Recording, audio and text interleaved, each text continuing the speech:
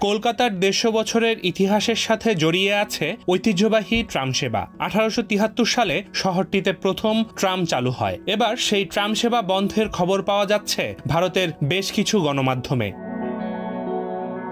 ভারতের কলকাতাতেই শুধুমাত্র এখনো ট্রাম পরিষেবা চালু আছে। সম্প্রতি হিন্দুস্তান টাইমসের বাংলা বিভাগের এক প্রতিবেদনে বলা হয়, আর যাত্রী পরিষেবার সঙ্গে যুক্ত থাকবে না ট্রাম। শহরে ট্রাম পরিষেবা নিয়ে কলকাতা হাইকোর্টে একটি জনস্বার্থ মামলা চলছে। সেখানেই রাজ্য সরকারের ভবিষ্যৎ পরিকল্পনার বিষয়ে জানতে চাওয়া হলে ট্রামকে কার্যত তুলে দেওয়ার সিদ্ধান্ত নেয় রাজ্য সরকার।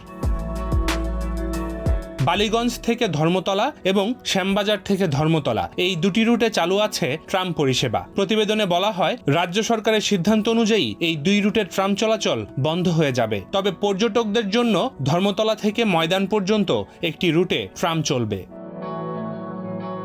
তবে সংবাদ প্রতিদিনের এক প্রতিবেদনে দাবি করা হয়, সরকার এখনো পুরোপুরি ট্রাম বন্ধের কথা ঘোষণা করেনি। প্রতিবেদনে পরিবহন মন্ত্রী স্নেহাশিস চক্রবর্তীকে উদ্ধৃত করে বলা হয়, সরকার পুরো ট্রাম তুলে দিতে চাইছে না, হেরিটেজ হিসাবে ট্রাম থাকছে। আদালত কি রায় দেয় আমরা সেদিকে তাকিয়ে রয়েছি।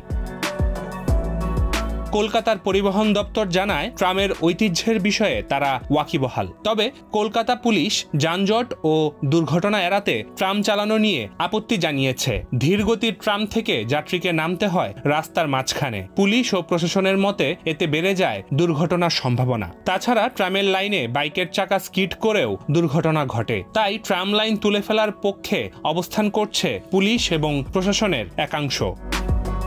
ডেস্ক রিপোর্ট, দি ফিনান্সিয়াল এক্সপ্রেস।